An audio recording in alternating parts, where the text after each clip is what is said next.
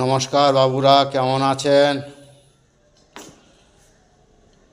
এই আমি রান্না বান্না করলাম, স্নান করলাম, খাওয়া দাওয়া করব। আজকে যে ছবিটা পাঠাচ্ছি আপনারা দয়া করে একটা শেয়ার করে দেবেন, একটা লাইভ করে দেবেন। আর কিছু বলার নেই, কি আর বলবো। দেখুন কি রান্নাটা করেছি, এটা তো বুঝতেই পাচ্ছেন।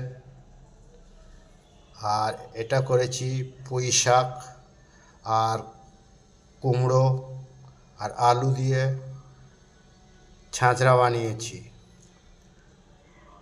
আর এইটা দেখুন ডিমের কালিয়া করেছি, 4টে ডিমের কালিয়া করেছি, 2জন খাবো। এই পর্যন্ত আমি রান্না করেছি।